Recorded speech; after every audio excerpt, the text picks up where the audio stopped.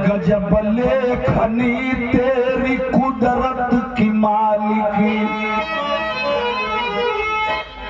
अधनंगे को नंगा बनाती गरीबी, किसी को लुटेरा किसी को कमे, नाच जैसा को वैसा नचाती गरीबी, पर्वत से खाई और दरिया से सागर, एक गागर में सबको घुमाती गरीबी।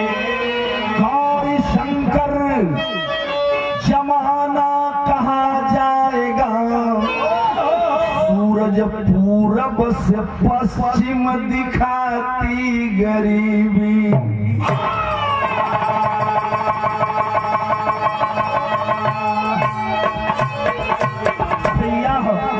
दिल में एक लहर सी उठी है अभी, दिल में एक लहर सी उठी है अभी, दिल में एक लहर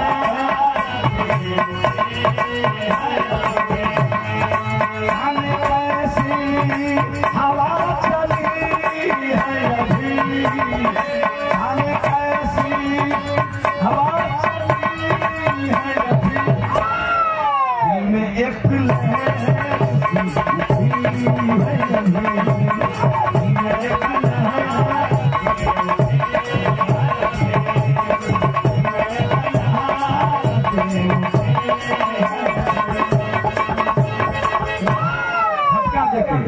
क्या क्या होता है इस जमाने में, क्या क्या होता है इस जमाने में,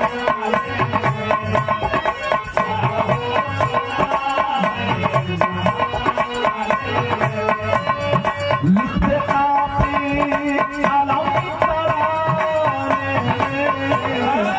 लिखते काफी आलम तराने, क्या क्या होता है इस जमाने में, क्या क्या होता है इस जमाने में।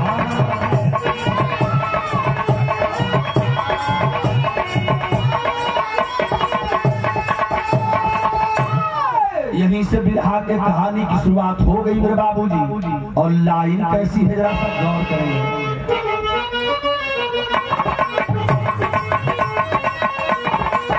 ललार लार ललरिया ललार लर लहरा,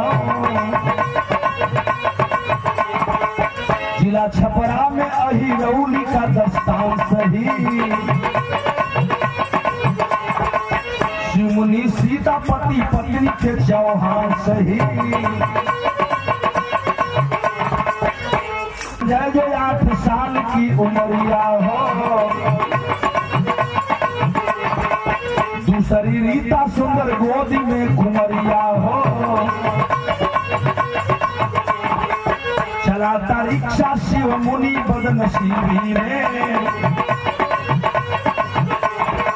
रोटी के लाल पड़े लगन है गरीबी में, पकड़ ली टीवी शिव मुनि बदहाल हुआ, सवारी मिलती नहीं पैसे बिन कंगाल हुआ, बीमार शिव मुनि भय पत्नी भी लाचार हुई, बीमार शिव मुनि भय पत्नी भी लाचार हुई, बीमार शिव मुनि भय पत्नी भी लाचार हुई, पति पत्नी में एक दिन थोड़ी सी तकरार हुई।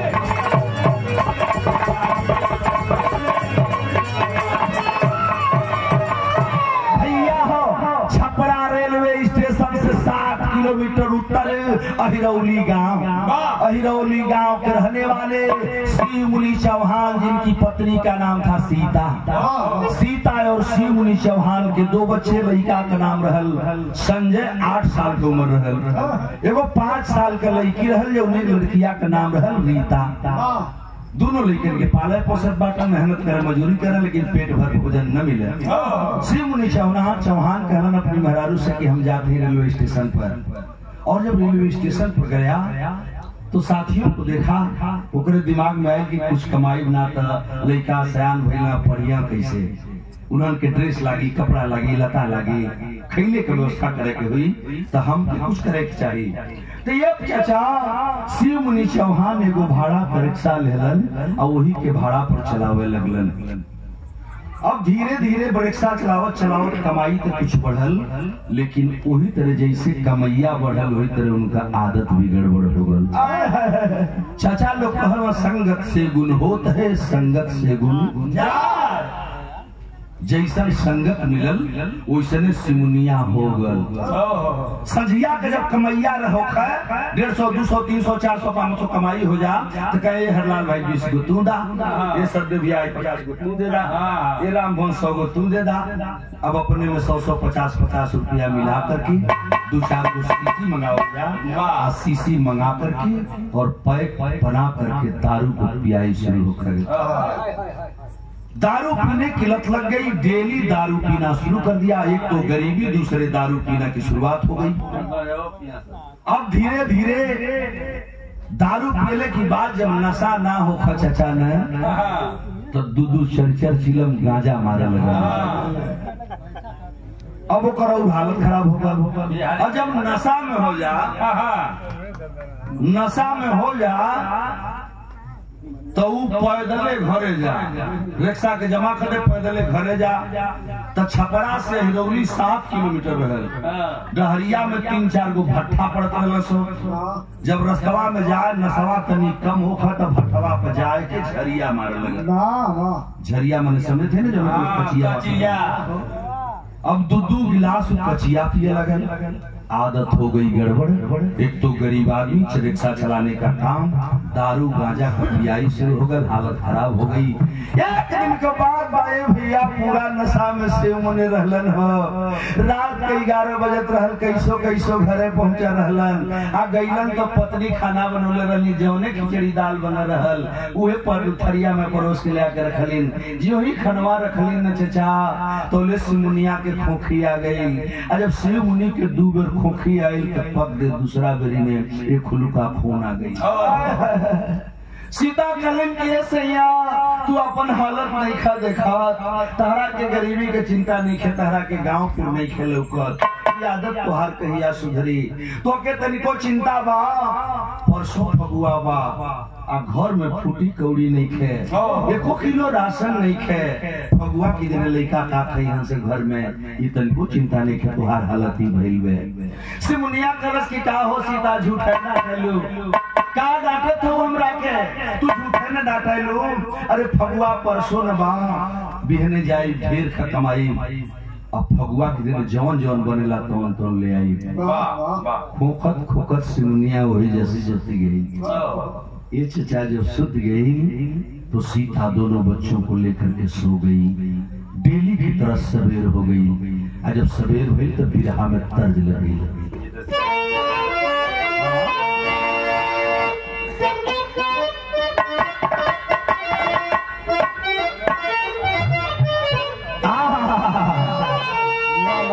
कहे सीता परसों सैया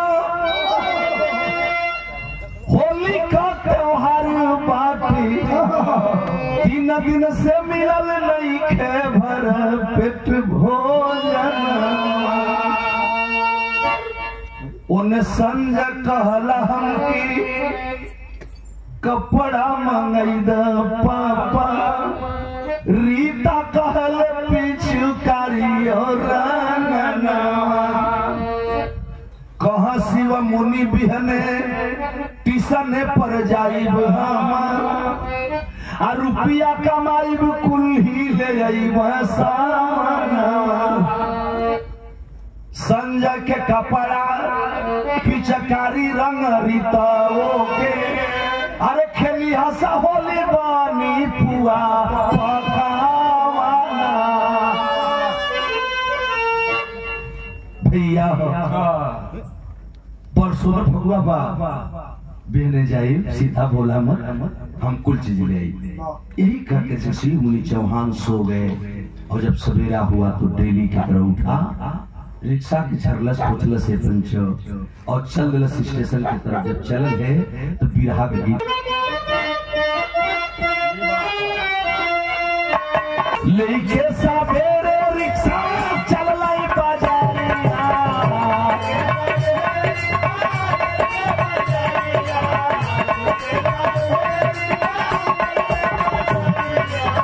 लेके सवेरे रिक्शा चल लाई बाजारिया मोरे मितावा हो कैसे मनाई त्योहार मोरे मितावा हो कैसे मनाई त्योहार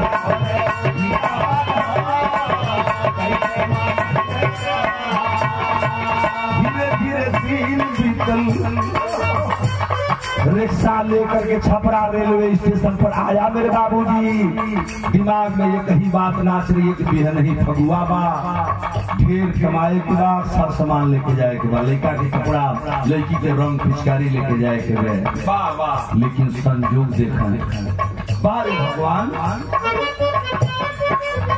धीरे धीरे दिन बीतल धीरे धीरे दिन बीतल सामने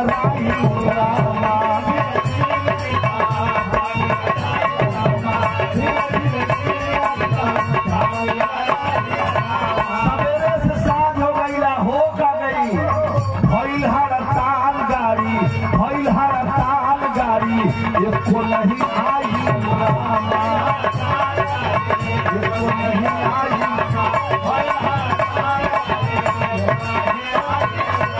भैली कमाई नहीं पढ़ली भिखारिया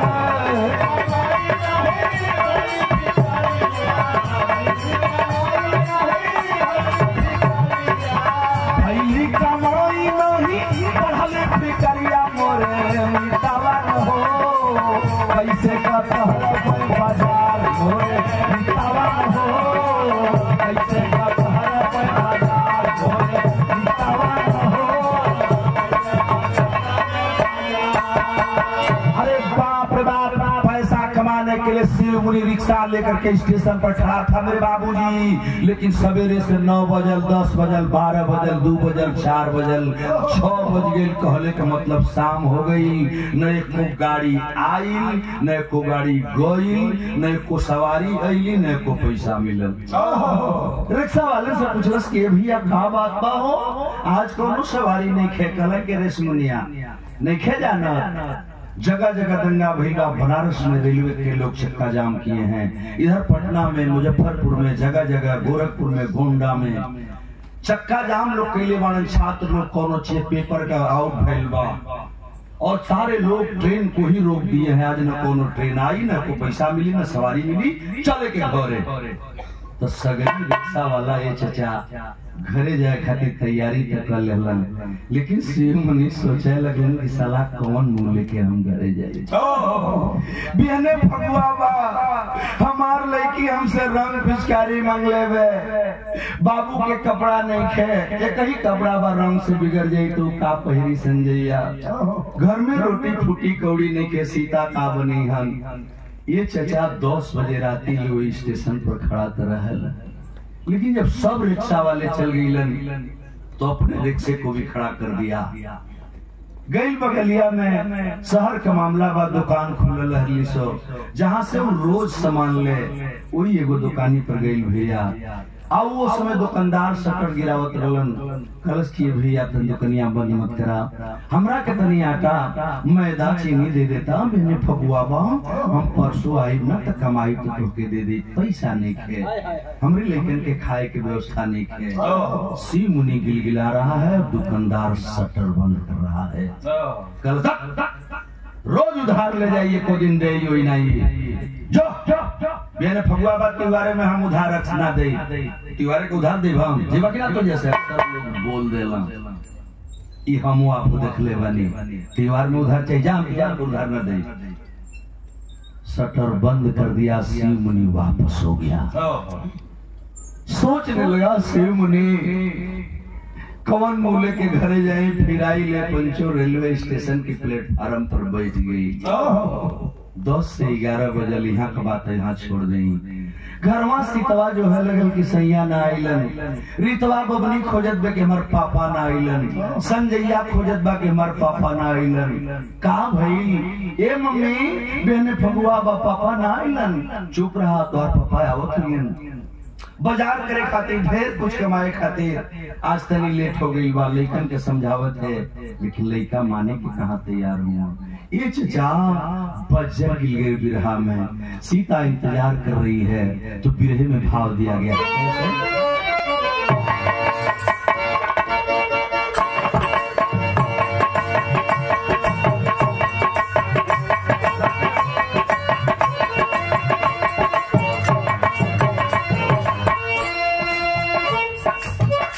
गीत तो लगा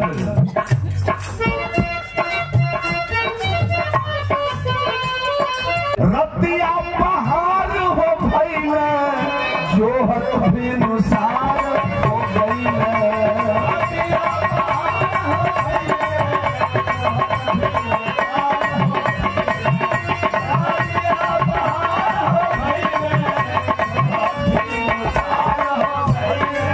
अरीता पूछ पापा नहीं हवनवा भइले।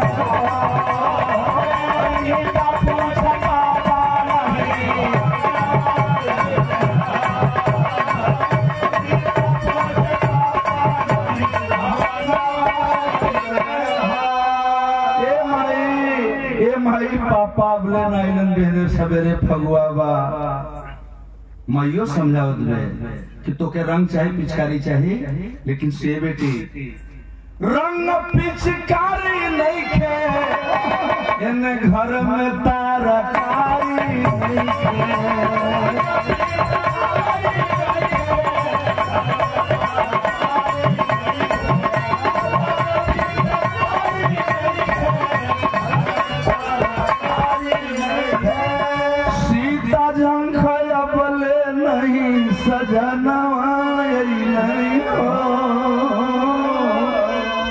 सीतवा कहे लगल कि बबनी सुत जा बिहने न फगुआ बा, तोहर पापा और तुम्हें रंग लेके यहाँ, पिचकारी लेके यहाँ, संजैया के कपड़ा भी लेके यहाँ, खाए पिए के राशन भी लेके सुत जा बबनी। ये चूल्ही में आगी ना भराई। उपासक कटत बा, कुछ घर में है ये नहीं कि सीतवा बना हुआ है। ये चचा शिव मुनि चौहान का इंतजार करते करते सवेर हो गए। जब सवेर हो गई अब वही स्वामी नाइलन तो सीता पगला न गई कि हमारे स्वामी नाइलन बात का बेटे, और यही सोच रही थी सीता। और तब तक दिन उग गई। अब तक से दिमाग लगाई हमारे बात पर। दिन उगल, ऊपर चढ़े लगल, जब सूरज तो 7 बजल, 8 बजल, 9 बज गई। जब 9 बज गई तो आज फगुआ न बा। लइकन के आप लोग देखले हुए जब होली के त्योहार आवेला, हमारा समाज में तब तनी तनी धीरे धीरे बदलाव हो गई बा। पहलू माई बहन गोबर कीचड़ लेके भिनसहरे से भीड़ जा, वही तरह लइकवा अपने में उजाड़ डाल के सवेरे में रंग फेंकल शुरू कर दे। स्वाद भी फगुआ के दिन है। फगुआ के दिन जब 9 बजल, उस संजैया बहरा गई लहल, तौले 10 गो गांव के लइका घूमत आ गई सो। घूमत अला सो ही संजय रोता हुआ घर में गया और चिल्ला के माई के लगे पहुंचल। तो माई पूछलस कि का हो गई तो लइकवा कहता तनी भाई देख बिरहा छाया बात हो गया। संजय दुआरा से रोवत गई चिल्लात रोवते माई, ए माई, ए माई तनी हई देखबू माई का हो गई। माई भी ताके लगल हमरी बाबू के का हो गई। तोले उ संजैया कहत का बतनी हई देखी सब कि तवले संजय दुआरा से रोवत गइल आई कि डलस रंग सोनुआ हमहू डाल गई बमाई। डलस रंग सोनुआ हमहू डाल गई बमाई।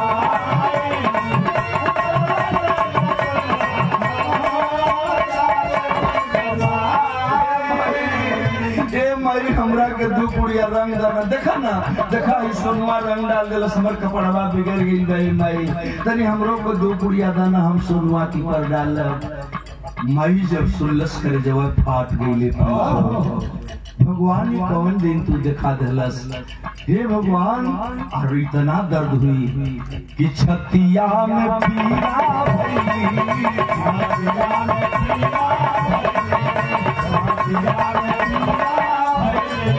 मोदिया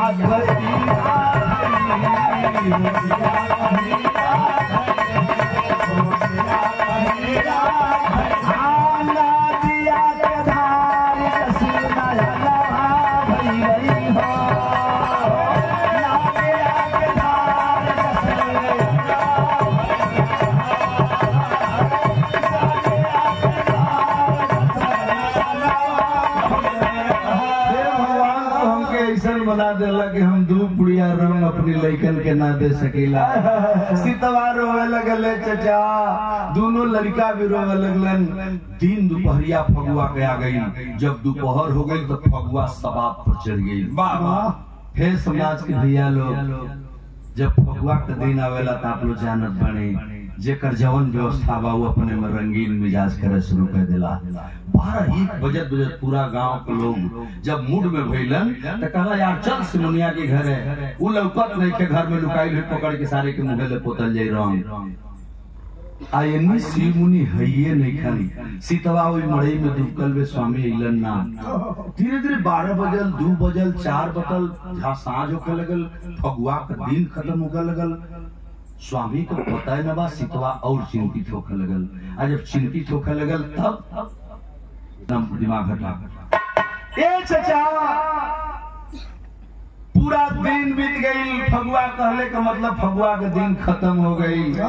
अब जब रात भइल तो घरे कुछ बनले नहीं खे, रतियों में उपास भइल, दिनवा में फगुआ के कुछ बनबे न कई। अगल बगल से कुछ पूरी पकवान गुजिया मीठा जो न रहल, सीता मांग के ले ली है अपनी बेटा संजय और रीतवा के दे के खिया के सुता दे ली। लेकिन अपने उंघाई काहे लागत बा स्वामी, और जो ना आई पूरा रात बीत गई, बिहान हो गई, मने फगुआ के दूसर का दिन आ गई। दूसर का दिन आ गई, चला कलिया ना आइलन, आ जाई हम, अब तक फगुआ बीत न गई।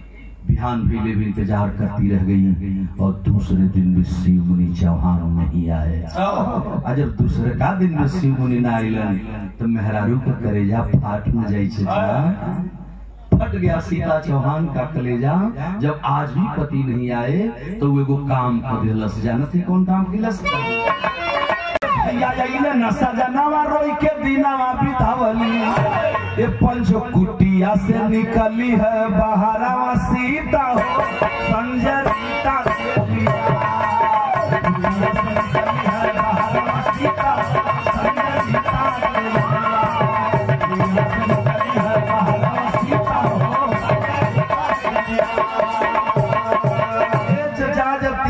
दिन आ गए सवेर भइल तो पागल हो गए सीतवा। ये पंच एगो अंगूरी संजैया के धरुलस, एगो अंगूरी रीतवा के धरुलस, दोनों लइकन के लेके मड़ई में से निकल गई। कहाँ? अपनी सैया के खोजे। लेकिन खोजते खोजते धीरे धीरे पागल होकर के छपरा रेलवे स्टेशन की तरफ आती है।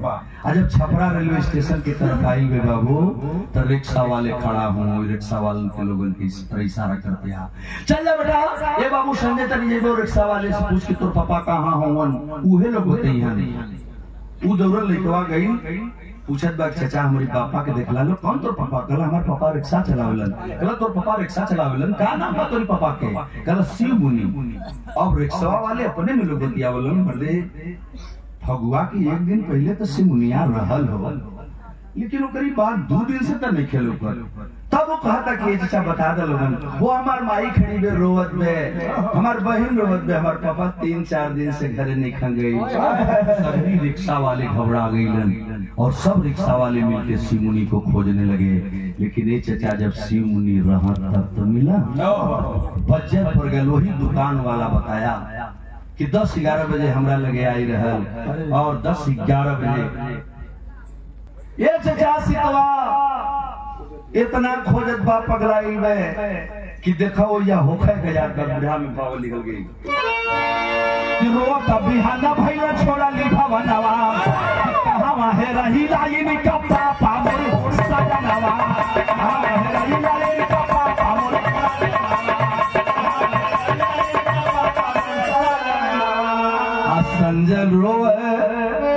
संजय रोवे नाहिल भुसमनवा पापा हो खाली जई तब बस देखा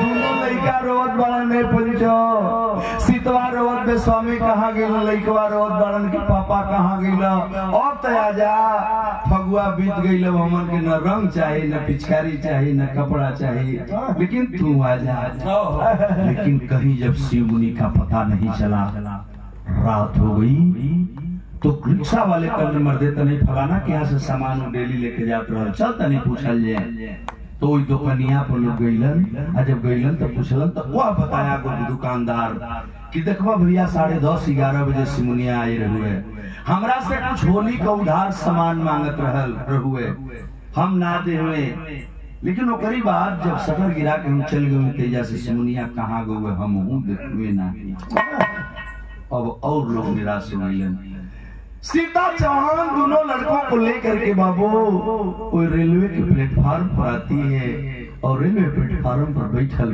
लड़कन के लेके लड़का रोज बाड़न दोनों ओर से दुल्हन के दब ले रात हो गई 11-12 बजे ले खैले बेखैले वही तरह पड़ल बाड़न तो लो एगो कोनो ओर से ट्रेन आई वही में से ट्रेन में से उतर के लोग कुछ लोग ठेला पर पूरी सब्जी बिकात रहे उतर के खाए लगल वही जैसे सीतवा के निगाह पर गई लड़कवा टुकुर टुकुर रोटी सब्जिया के ताकत में पुड़िया की सीता समझ गई ने चचा दौड़ के गई वही में से 2 रोटी मांगत है डांट के कोई भगावत बतौले तो दयालु रहल 2-4 रोटी कीन के दे देलस लेके आई सीता खिलाती है रात बिता देलस सैया नहीं अब डेली की आदत हो गई कहीं गोइल हुई है तो जरूर यहाँ वही प्लेटफार्म पर बैठ करके भीख मांग करके बच्चों को खिलाती थी अगर कुछ बच जाता था तो अपने खाती थी 5-7 दिन बीत गई जब 1 हफ्ता बिचल एक दिन कुछ लोग खड़ा रहलन एक आदमी देखत बा के रे मर्दे हो 2 लड़का लेके कोनो मेहरारू बैठल बे कुछ खाद दिबा लइकन के खियावत बा खातो बा लइकन के खियोतो बा रोवतो बा बोले बगलिया में एक आदमी खड़ा रहल ऊपर बात मार दे चलाई जैसे कोनो पागल है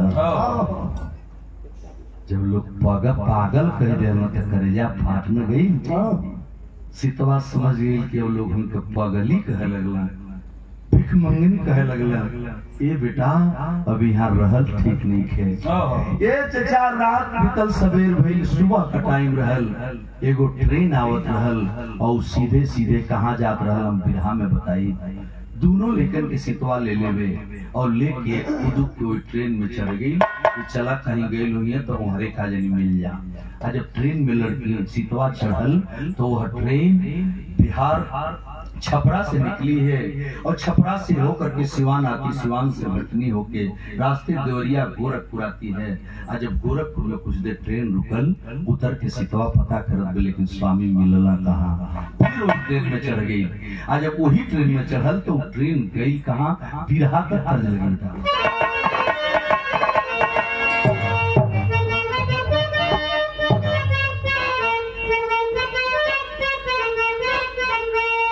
रोई रोई खोजा सीता मिलना सजनवा कहाँ रे गईलना आइन कर पापा मोर सजनवा कहाँ रे गईलना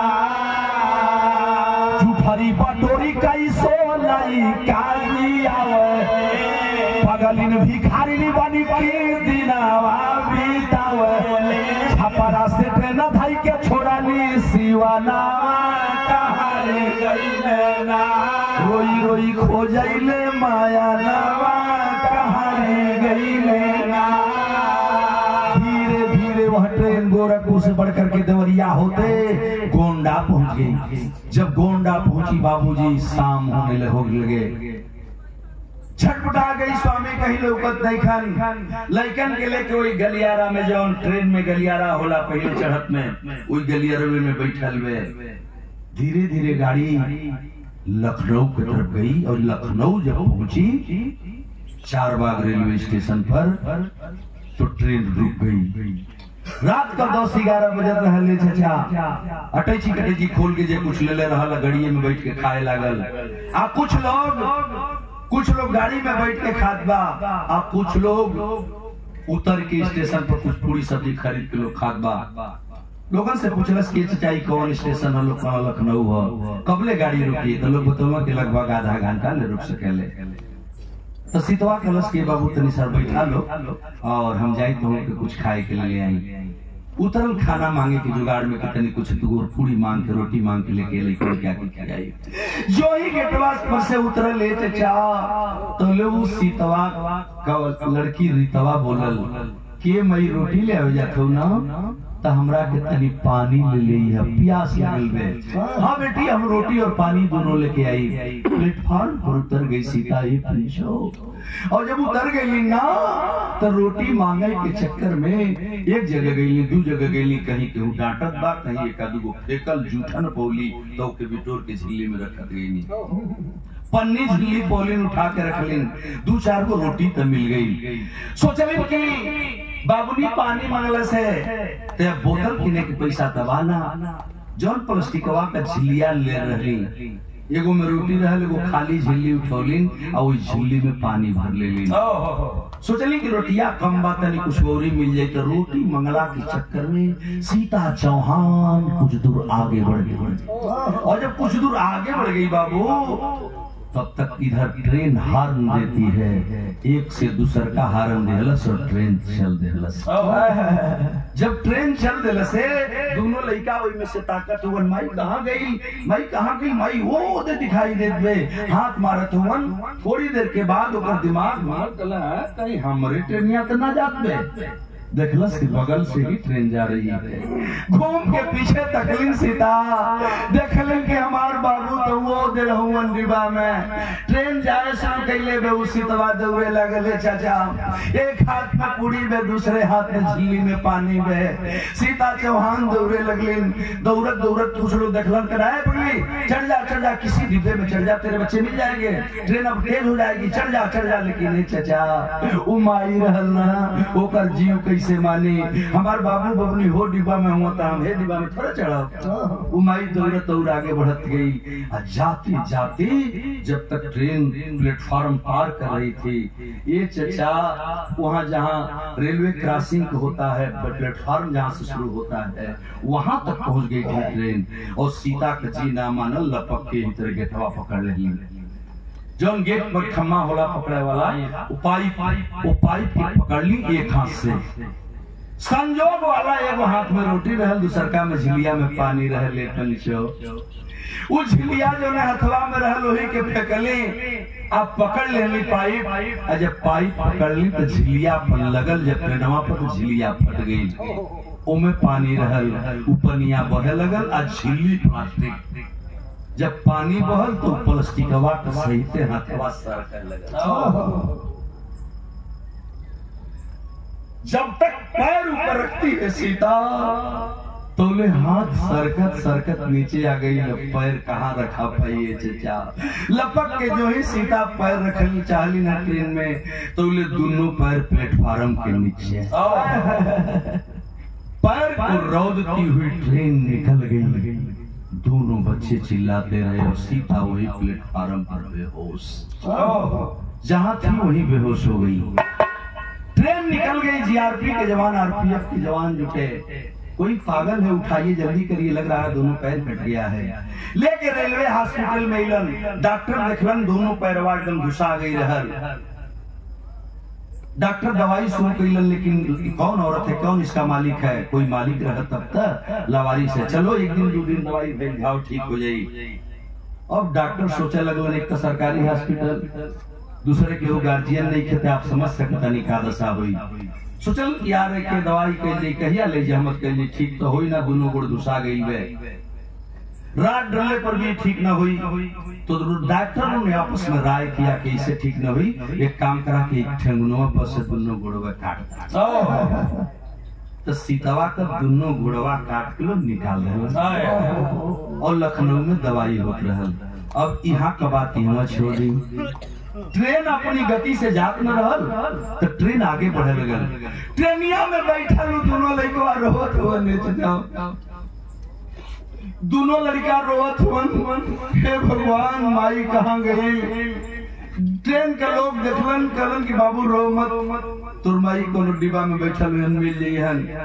ये चचा रात घनघनाई आ ट्रेन रफ्तार पकड़ लेलस और दोनों लड़का वही गली में बाएं मिला के गला में गला सटा के भाई बहन रोवत हुआ। और ट्रेन कहाँ चलल तनी अब भाई देख बिरहा मुन्ना ढेरी। अरे किस्मत का भी तमाशा देखिए, शहर का ये दिन का भी देगा।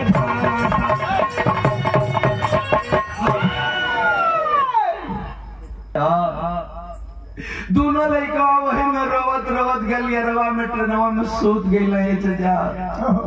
और जब सुतलन तो ट्रेन हनहनात भागल लखनऊ से। अजानत नहीं उस सबेर हो तो कहाँ पहुंचल ट्रेन? वही दिल्ली के दरमियान ट्रेन जब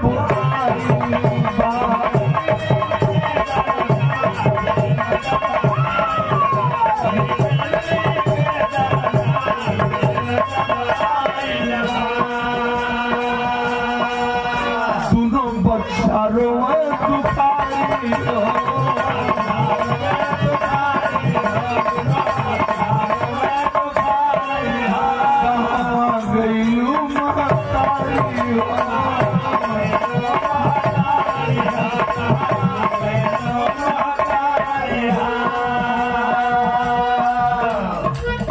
दोनों बच्चा रोए दुखारी हो, कहाँ गई माता।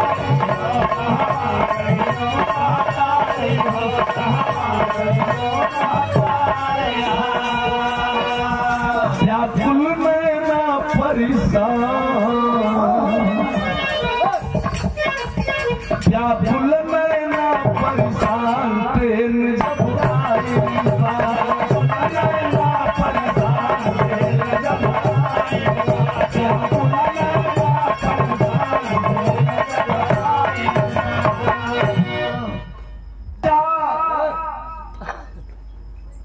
धीरे धीरे भागत दिल्ली पहुंच गई हो। आज जब दिल्ली में ट्रेन रुकल, अटैची लेके आदमी उतरे लगलन। जब गाड़ी डिब्बा में से आदमी उतरल, रास्ता में कैसे सुतल, वो लड़कवन के लोग मार के हटावे लगलन।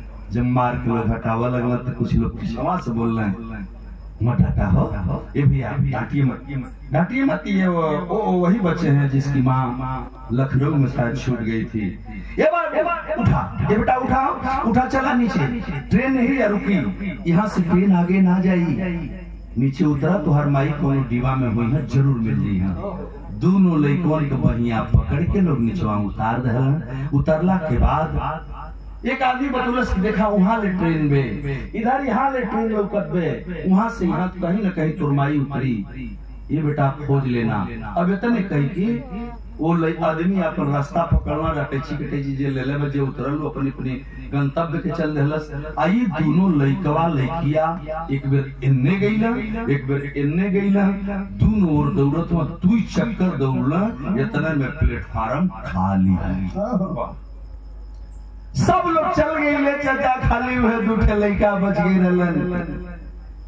और जवानों में ट्रेन में कपड़ा वपड़ा होला बिटोरे वाले, जो नौकरी करे वाले लड़का होलन ऊपर रहलन। संजैया कलश के बबली दीदिया माई ना मिलल, बुझात बाकी सगरिया दिमिया उतर के है ऊपरा चढ़ल जात बा। मने रेलवे का ब्रिज बा, जैसे आप लोग देखले बानी हर स्टेशन पर बा। चढ़े के बाटे, बाहरा निकले के बाटे, सीढ़ी बनल बे। उ लड़का का बुद्धि कलश की जे उतरल है ना ते बबनी ये ऊपरे गई है, लगत बा कि हमार माई भी ऊपरा चल गई। एगो काम करो, तू हे जा बैठा, ब्रेंचवा पर बैठा, हम अबे माई के खोज के आवत नहीं ऊपरा से।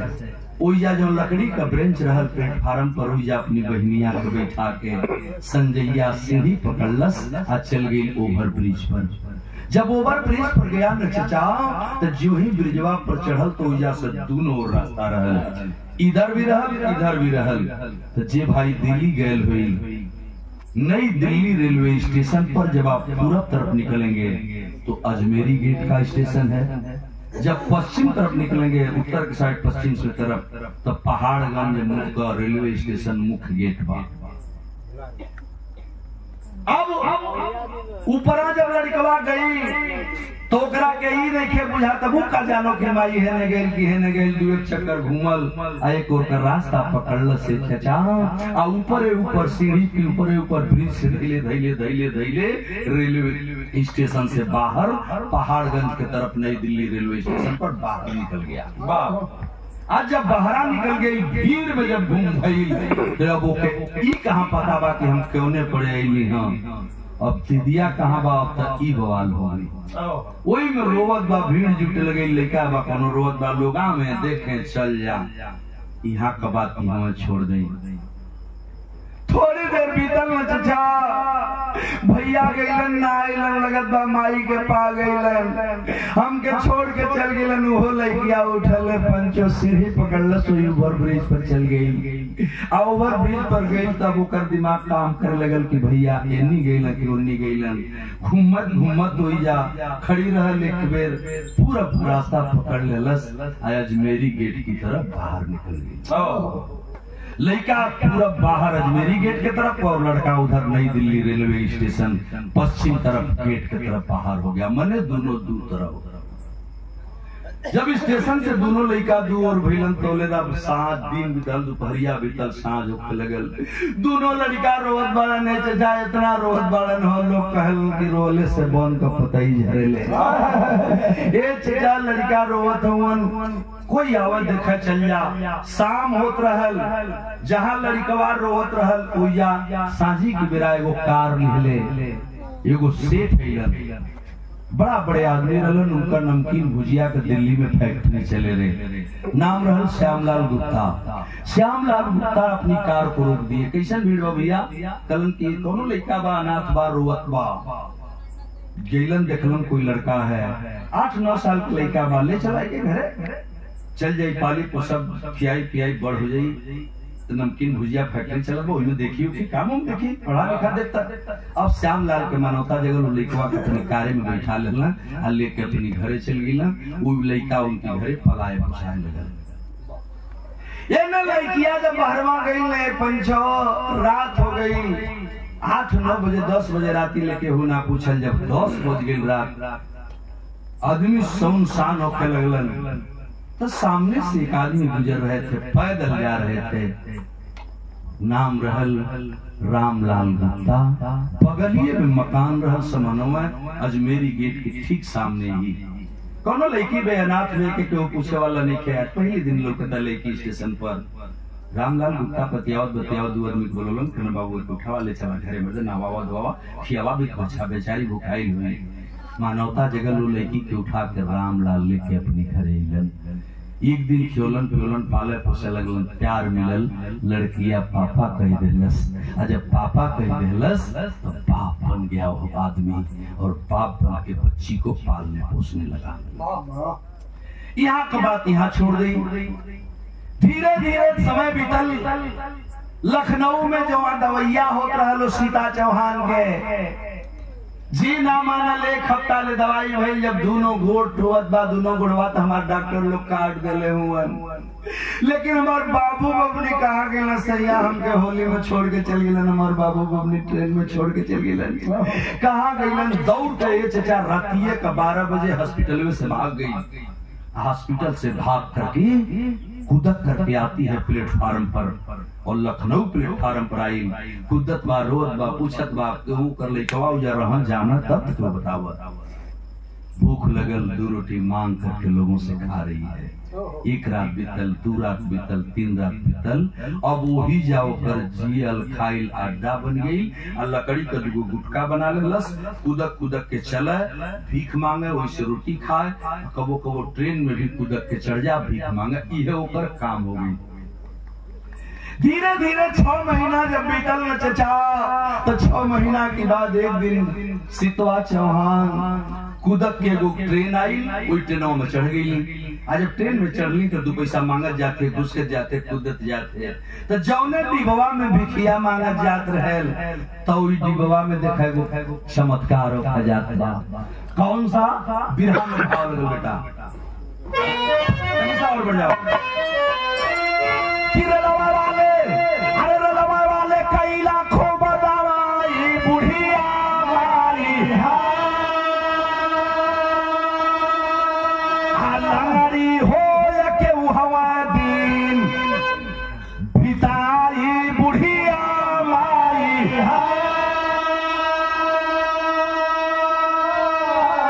रोई रोई भिखिया मांगा एक दिन ट्रेन में चढ़ली जाई हो, आ वही ट्रेनिया में भिखिया मांगते एक अन्हरा गयल देखाई। तो संजय का पापा कह के चिल्लाई बुढ़िया माई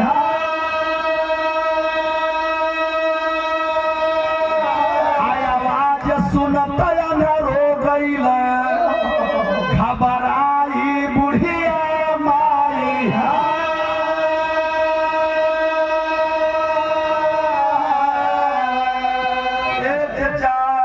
कूदक के ट्रेनवा के डिबवा में जब चढ़ल भिखिया मांगे खातिर आगे बढ़े लगल ना, तो ये चचा ई भीख मंगले के चक्कर में रहल। तौले समहनवा से एगो आन्हर आदमी दोनों ओर से टोवाता वता आ गीत गावता, दे दाता के नाम तुझको अल्लाह रखे, औलाद वालों फूलो फलो।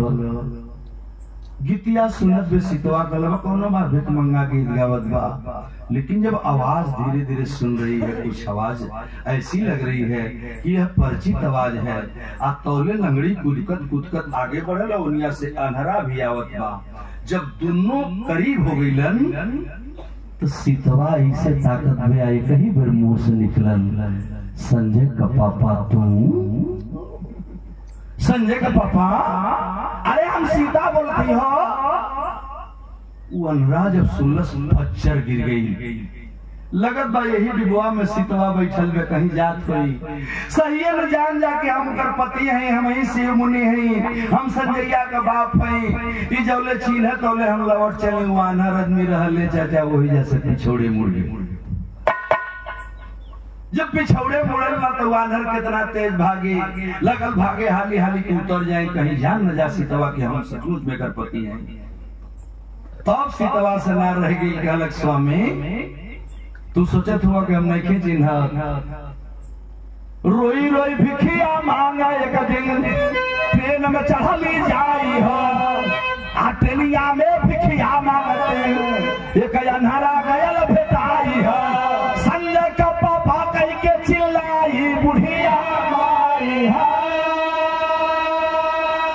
आवाज सुनत अन्हर हो गई, घबराई बुढ़िया माई।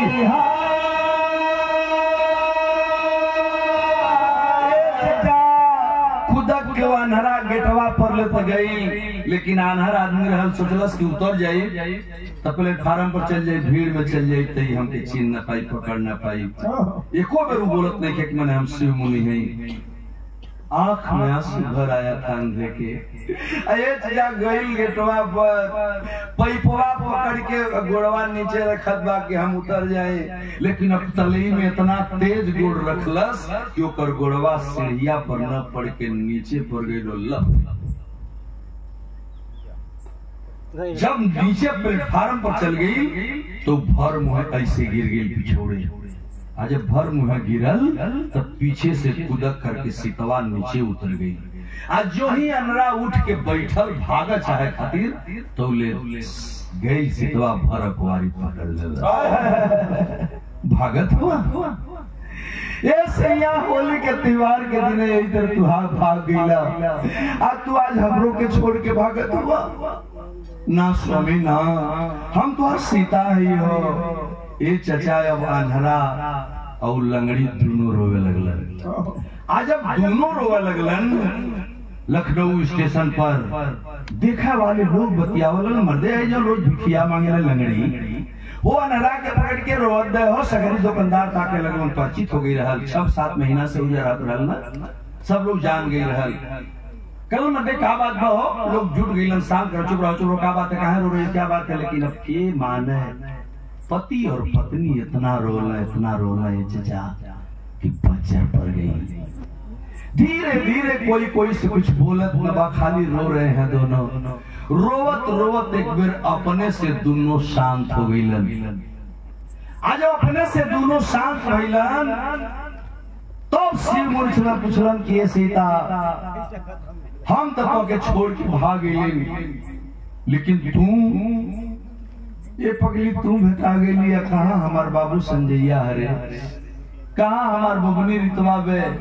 आज जब रितवा और संजैया का नाम लेलन शिव मुनि एक बेर और सितवा रोवे लगल दोनों बहिया अपनी सैया का पकड़ ले आके कलश के स्वामी तू रितवा के पूछत हुआ तू संजैया के खोजत हुआ ना तो जहिया तू छोड़ के हमके भगला हुई कि 6 महीना के बाद एगो पैरवा पर हथवा रखलस ले आके अनरा का एगो पैरवा पर फिर दूसर का हाथ रख देलस कलश के हमार दोनों लड़का भी गायब हुई और दोनों गोड़वो चल गई जब वो अनहरा टोवत बा दोनों पैर तो देखलस कि ठेंगना पर से गोड़ काटल अरे सीता तू लंगड़ी है रे तू लंगड़ी है लेकिन मेरे बच्चे कहाँ है रे कल स्वामी तुम मिल गईला ना अब तू ही हमरा खातिर सब कुछ बड़ा ए चचा लखनऊ स्टेशन के लोगों ने बताया कि दोनों पति पत्नी वही स्टेशन पर 10-15 दिन एक साथ रहलन लेकिन की गम में रोआ खांस सूत जाए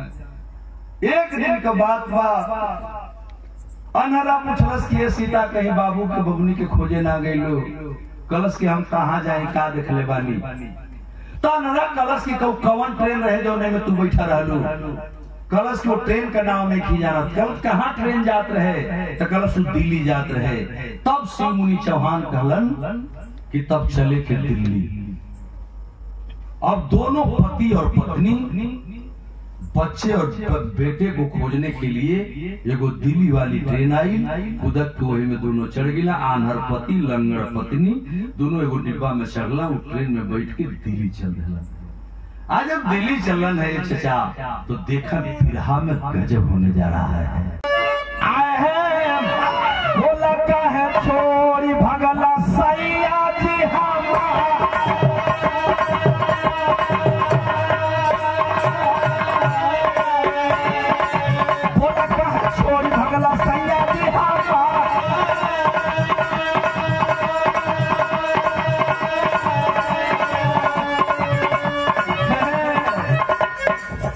मुनि समझावा जिंदगी पहाड़ भाई कैसे बताई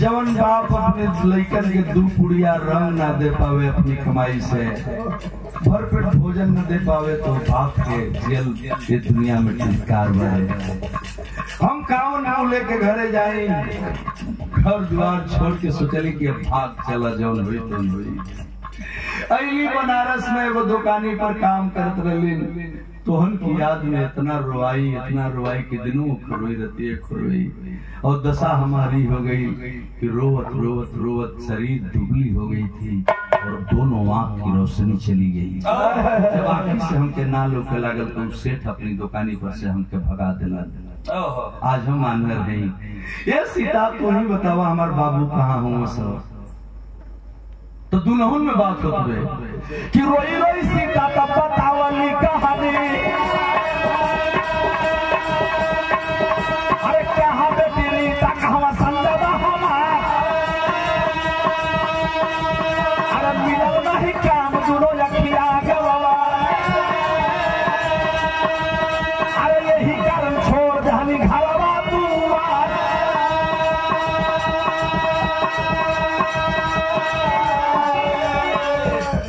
हो जब दोनों दिल्ली स्टेशन की तरफ पहुंचे हैं तो दिल्ली स्टेशन पर पति पत्नी उतर गए और दिल्ली कौनो पासा चट्टी थोड़े बा, हथनी चट्टी थोड़े बा के लोग बता दे कि चल हो जाए फलनवा आइल एक दिन उहे शायद तोर पति है। लड़का पति पत्नी दोनों दिल्ली में प्लेटफार्म पर किधर जाए पता करते रहे, लेकिन कहीं लड़कन का पता न चलत। वही या खा जिए समय बीते लगले, चाहे कितना दिन बीत गई, को तारीख आ गई, हम खड़ा ही तरह दिमाग ले कौन सा दिन आया जरा दिखाए कि धीरे धीरे बीतल 16 साल का समय। अरे धीरे धीरे बीतल 16 साल का समय। अरे 29 मई वाली लगन पड़ी, अगले साल 29 मई का रहा लगन पड़ी। आई देखो प्राप्त रहली सेठ के दुआरा। अरे गेट या मेरी वही दिल्ली के माधा, लंगड़ी कहल मिली बढ़िया भोजनी। अरे अनहरा के लेके अली वही के किनारा। अरे बाबा सेठ सब लोग बतिया, चारों ओर सेठ कहो वाला जयकार।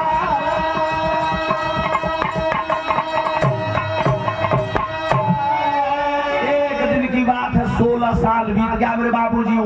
29 मई की लगन थी अगले साल।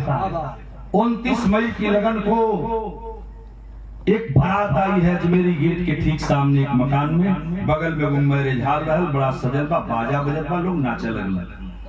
जब 10 बजे नाच शुरू भइल तो सीतवा कहलस के स्वामी कुछ देखत है। वो कल चुप हम आनर आदमी मजाक कर ली तो हमके कुछ लौकत बा, कल कुछ सुनत हुआ, कल हाँ बाजा सुनत है, कल देखवा से मनवा बारात आई बे, कल तब कल बारात आई बा ना ता स्टेशन पर का जूठ काट खात ढेर दिन हो गल बा, तनी चलती जा बारात भी देख लेती जा। हाँ ओ जा बढ़िया 2 पत्तल भात मिली तो खा के हम चल लेती जा।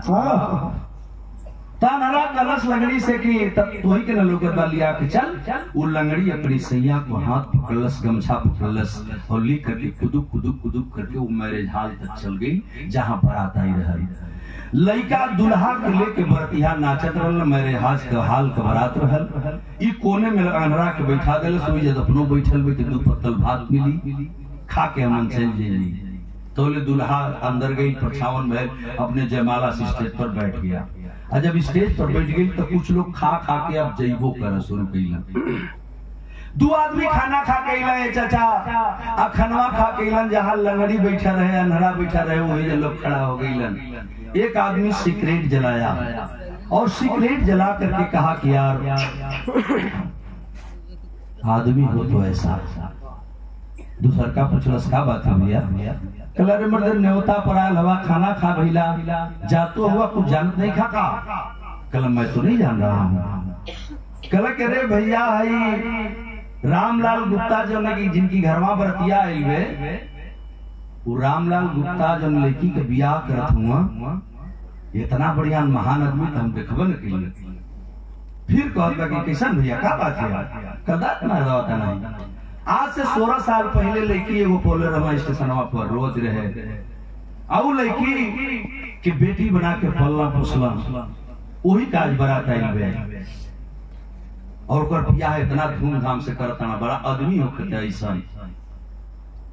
ई बतिया अनहरा भी सुनलस, लंगड़ी भी सुनत बा। तौले बारात बाजा गाजा के साथ अंदर चल गई। अभी बात ही जरूर गई।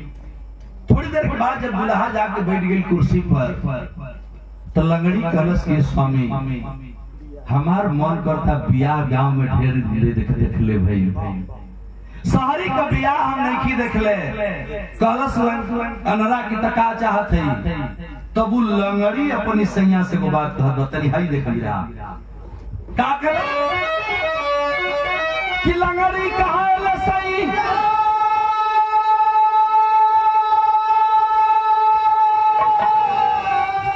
तनी बैठा यही ठाई गो कैसन दुल्हा दुल्ही तनी हम हूँ देखले आई हो कैसन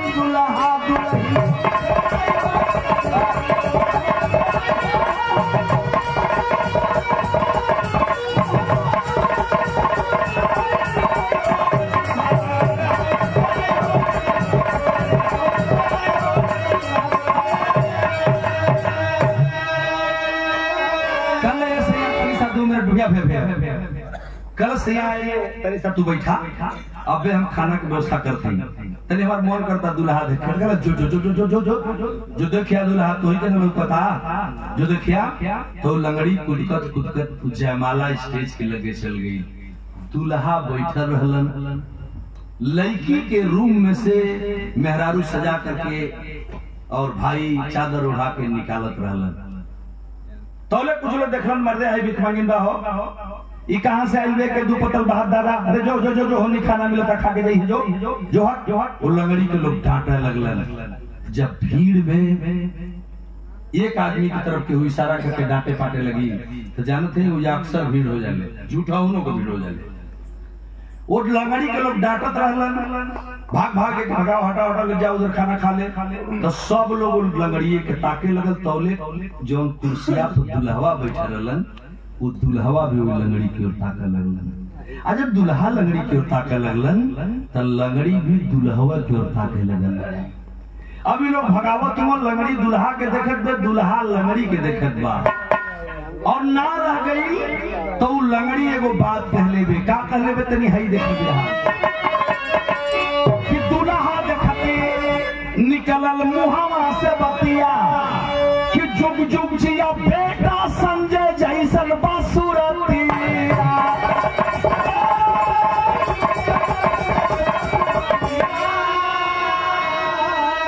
लोग सीतवा के डांट के भगावत रहलन पंचो, वही में सीतवा दुल्हवा के देखत में दुल्हवा सीतवा के तो ताकतना वही में सीता की मुंह से निकल गई जुग जुग जिया हमार लाल, हमरो उम्र तो के लग जा जुग जुग जिया बेटा। हमार बाबू संजैया जहां होई ठीक तोहरे मतिन होई, एकदम तोहार चेहरवा हमारी बाबू संजय से मिलत बा। एक बेर दू बेर तीन बेर जब संजय का नाम लेलस, हमरे तरफ का भोजपुरी जब बोलस बिहारी भाषा बोलस तो दुल्हा कुर्सी पर से में जो जयमाल स्टेज पर दुल्हा खड़ा हो गया और खड़ा होकर के कहा जरा उसको रोकिए, उस बुढ़िया को रोकिए। कुछ लोग पूछ लगे बाबू का तो होते हो गए, कल जरा रोकिए ना उनको, रोकी जरा। दुल्हवा नीचे उतर गई और उतर के जाते हो कहलन कि कौन माँ किस संजय की बात कर रही है तुम, कौन है तू? वो कलश लंगड़ी की बाबू हमसे गलती हो गई बाबू, हमके क्षमा करा, हम तो होके ना करी बाबू, हमके जाए दारू जाए लगल। फिर दुल्हवा बैठ के बढ़िया पकड़ लेलस। कलश के माँ कौन बेटा संजय, किसकी बात कर रही है तुम? कल बेटा तो के देखली तो हमारी बाबू का हमके होश भर गई।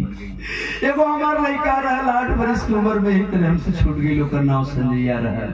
ठीक तो हरिये मेरा चेहरवा रहल तो के देखली तो हमारी बाबू को होश भर गई। ये बाबू हमके माफ करा, हमके जाए तो हम थके कुछ ना करी ना। वो बुढ़िया रोवत पीछे जाए लगला, जब पीछे गई तो दुल्हवा आगवा से आके बैठ गई।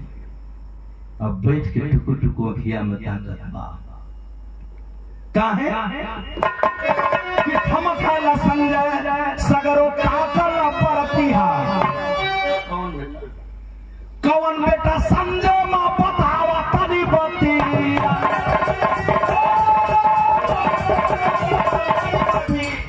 लंगड़ी का बात सुन के संजय कठुआई हो कैसन दुल्हा दुल्हन।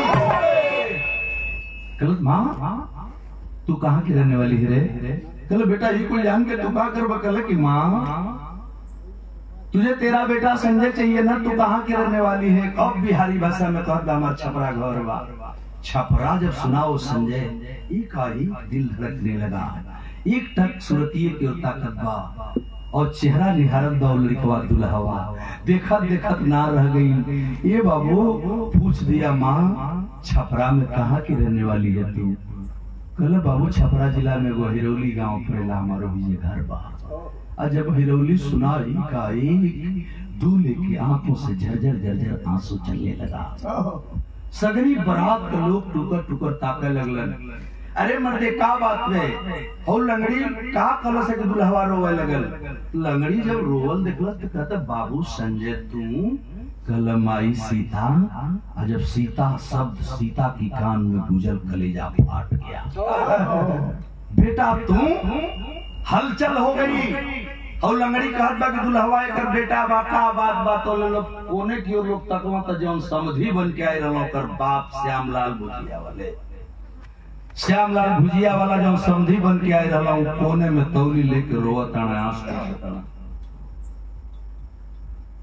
लोग देखलन कहलन कि भैया तू इजा रोवत हुआ हो, लड़का तो इजा रोवता, लंगड़ी रोवता, मतलब का बा? कल भैया ये लड़का हमार नीचे हो। आज से 16 साल पहले हमें के दिल्ली स्टेशन पर पहुंचे रही। ये अपन नाम संजय बतावत रहल, माई के नाम सीता बतावत रहल। तो अबे सीता और सीता जब कहलस तो लंगड़ी रोवत। हे भगवान, हो सकेला यो कर माई बे। आ जब ई बात तौले तो वो दुल्हनिया के लेके लोग मंच पर आगे रही मेहरुआ को रोवत दुल्हा के जब दुल्हन देखलस, आई संजय संजय बाबू संजय तू बुढ़िया चिल्लात बा के हमार बेटा मिल गई। कई बेर जब संजय संजय चिल्लाई में आ तौले बाबूजी पूरा वही बरतिया में बज्जर पड़ गई। और बज्जर का परतनी भाई देखी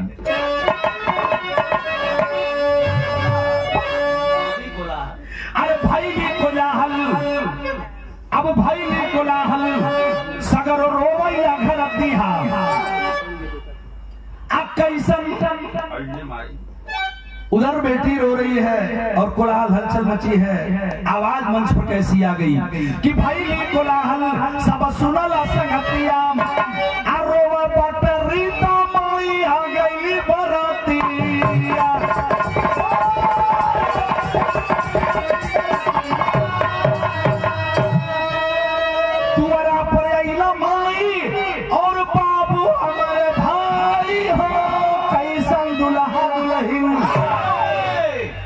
रितवा पोलस खबर हमारी द्वारे पर हमार माइयो आ गई बे, हमार बबुओ आ गई बड़न, लागता हमार भैयो आ गई बड़न। ऊ मंचवे पर से रोवत बा रितवा।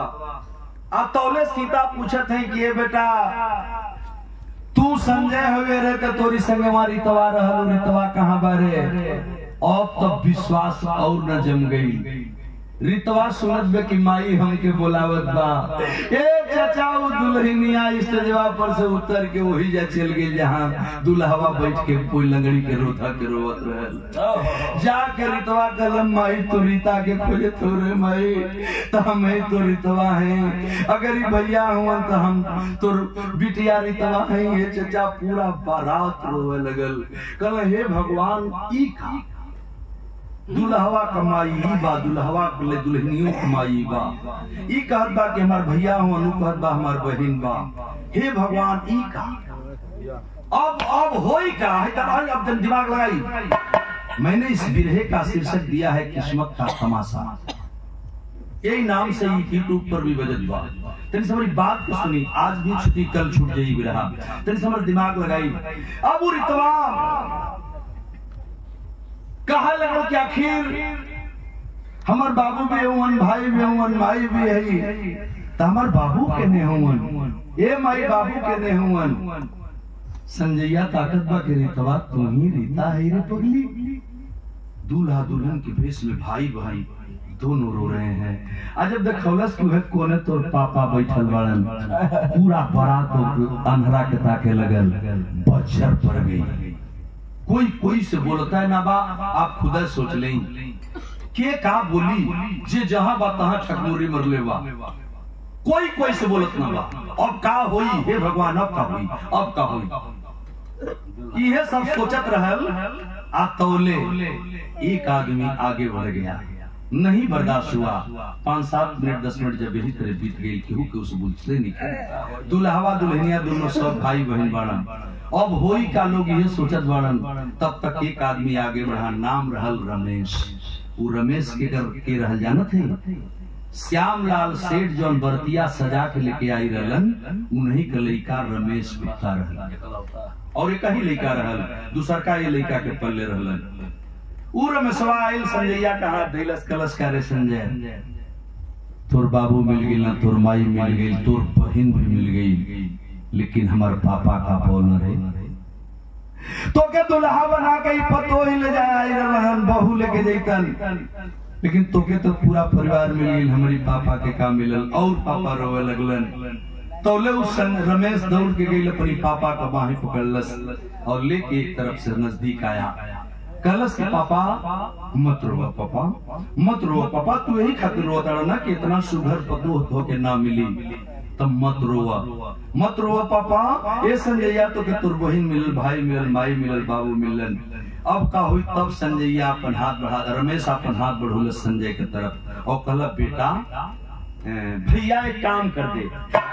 क्या कहा है जरा देखा कि बोला है रमेश अपन हथवा बढ़ाई कि बड़ी के रिश्तेदार कैदा बहिनी से सगाई।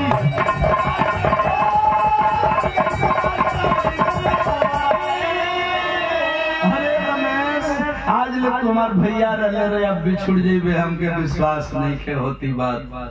ये रिश्ता न टूटे रे पगला, ये रिश्ता न टूटे है रीता मत रो। उठौल सो के तोरी भैया हुआ ना तो तू अपनी भैया के पकड़ ले। ये पापा तो के पतो चाहिए ना तो हम तुम्हारे इकलौता बेटा है। ये सब सुगर पतो ना भईबा। ये सजल बा, पूरा मंडप सजल बा, पूरा जयमाल से सब सजल बा, पूरा मैरिज हॉल सजल बे। ये जब माई भी आ गई बा, बाबू भी आ गई बा, तेसन बढ़िया मौका न मिली। ये संजय आ रे पगलाया। अब देखा वो रमेश लड़की को उठाया और वही बाप वो अंधे को बुलाए, नहवाए धुलाए, वस्त्र पहनाए और उसी बारात के सामने अब केहू कहीं जात नहीं थे, पूरा बारात रुक गई, जे घर हूँ जात रुक गई। कल हे भगवानी का बदला, अब का हुई अतोले हो तो विकल्प लोग निकाले हैं। रमेश आगे बढ़ा और वही बना हुआ जो आप समझ गए हैं। जानते हैं का भाई दुल्हा बनल रमेश, दुल्हा बनल रमेश, अब रीता से सगाई है। कैसन दुल्हा दुल्हन तनी हम हूँ देखले आई हो, कैसन दुल्हा।